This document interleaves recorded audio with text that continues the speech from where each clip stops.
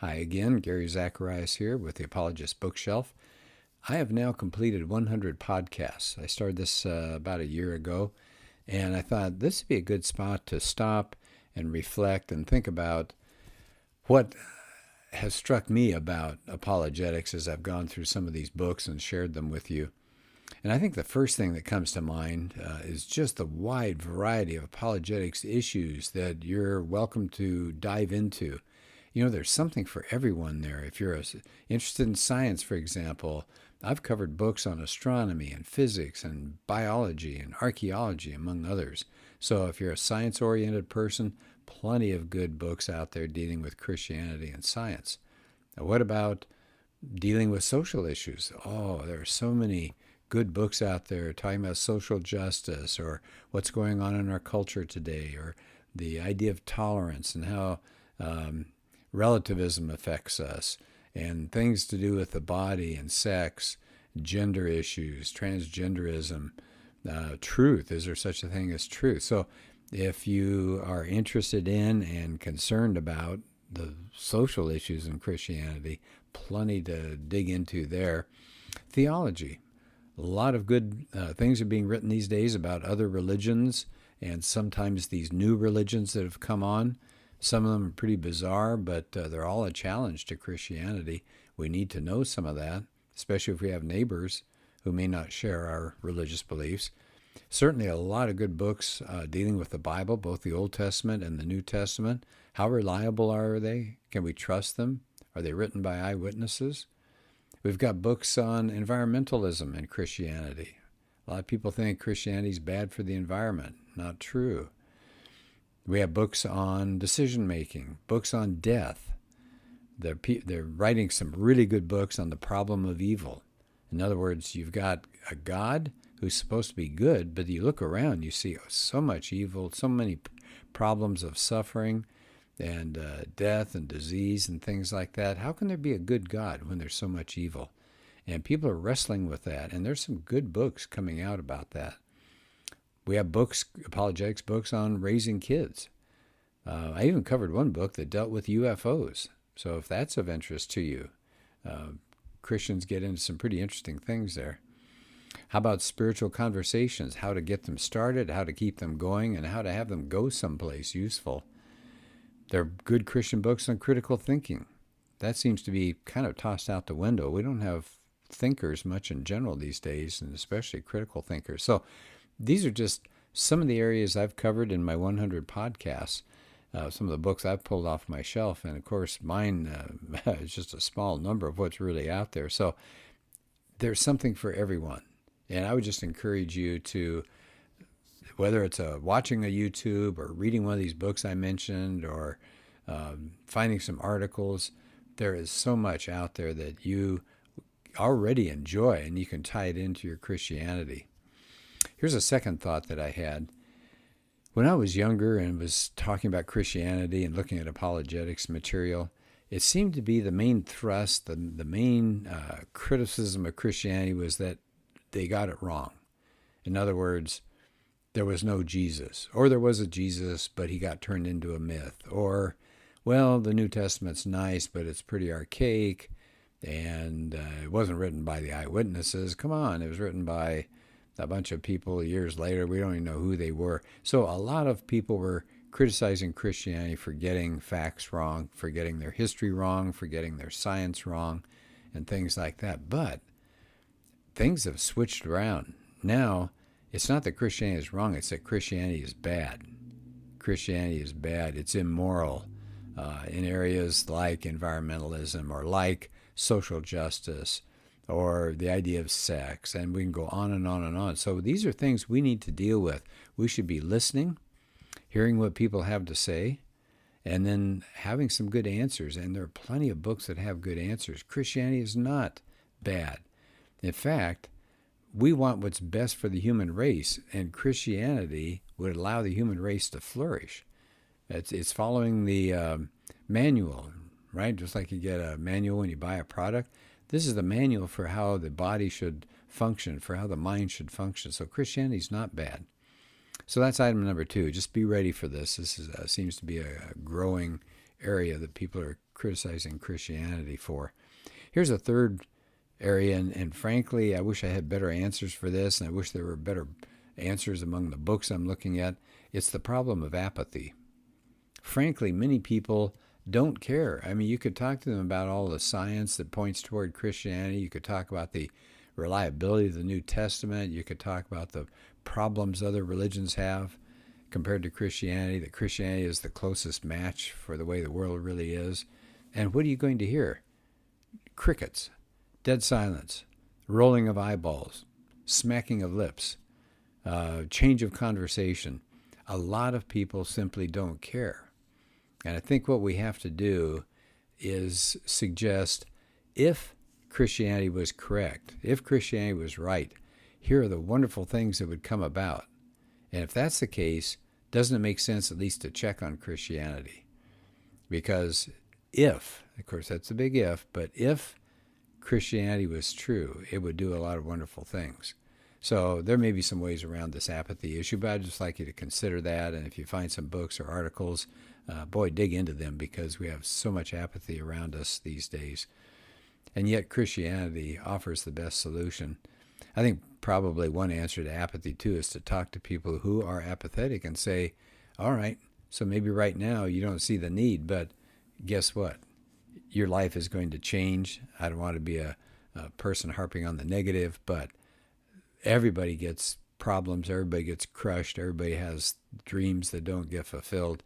And Christianity is there to provide for you during these tough times. Anyway, so a problem of apathy is something we need to deal with. Here's number fourth thing that struck me. The value of apologetics. Of course we want to interact with people that don't believe, and of course we want to answer questions of the curious and the skeptics. But I think the number one value of apologetics is for Christians. It gives them confidence. We have an apologetics class, and we've asked the people in the class on more than one occasion, what are you taking from our class? How is it changing you? And the number one answer was always confidence. I remember one lady said, I'm a pretty shy person, and I'm not ready yet to interact with others, but I know now that when I take that step, it'll be a step with confidence, because I believe that what I'm sharing is true. It's not just how I feel. It's not just how I was raised. It's not just what the pastor told me, but I really believe in the truth of Christianity. We trust it because it's true, not because it does nice things for us. So the value of apologetics for you as a believer, as somebody considering Christianity, it'll give you confidence in the truth of Christianity, not just explaining what Christianity is, but why we think it's the right way to live, and why it has the truth, and why Jesus is who he claimed to be. Here's a fifth thing that struck me as I look back at these 100 podcasts. No surprise here, but the world is a pretty dark place, isn't it? And we need to be light. And what's going to happen, unfortunately, is as this world is starting to dive off go off the road here, as it starts losing its balance, as it embraces stranger and stranger ideas, as it becomes more unreal, we have to be there and be ready and pick up the pieces and offer alternatives in Christianity, because these other ideas, people rush into them and they're so excited. Oh, this is something new. This is going to bring utopia on earth. And then we watch it crash and burn. We say, no. Yeah, but we have the answers, and we need to be ready, because this is dark, and it's getting darker out there as people embrace irrational thoughts. Here's a sixth thought that I had. As you look around at the books and the YouTube audio and podcasts, as you look at what all people are producing, look at online sources, this is the golden age for apologetics. I am so grateful to be alive now. 50 years ago or 100 years ago, it was an uphill struggle. But just as an example, in the areas of science, let's say, just the area of science, 50, 75 years ago, people said, well, we don't really need Christianity. Maybe we think the universe has always been here. The cell is pretty simple. It's pretty easy to imagine that it just came into existence as chemicals sloshed into each other. But we're discovering now it's a finely tuned universe. We're discovering there was a start to the universe. So even things like science, at one time seen as an enemy, is actually coming much closer to the idea of God. In fact, Stephen Meyer has a book, The Return of the God Hypothesis. So this is a great time to be alive. Answers are out there. Much is being written in the areas of like archaeology and astronomy and physics that say belief in a God is not crazy. It's not irrational. It's not old-fashioned. It's up to date. It's on the cutting edge of things. Here's a seventh idea that I thought of as I was contemplating these podcasts. There are a lot of wonderful places to go for information, but and these books, of course, are great. But let me just share with you just a few of my favorite websites.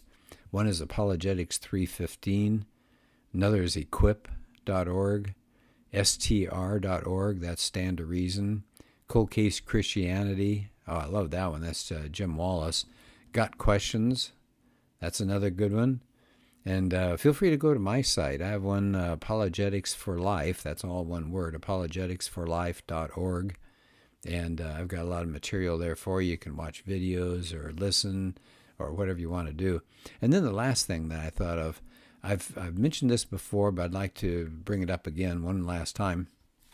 And that is that you might consider getting a certificate in apologetics. It's a free certificate program that an organization that I started called San Diego County Apologetics Network, SDCAN. It's a certificate that's free. It'll give you a solid foundation in defending your faith. I mean, God tells us we're supposed to have answers for people who ask. It's a way to build confidence. It's a way for you to get out and maybe do a Sunday school class and help others discover the truth of Christianity.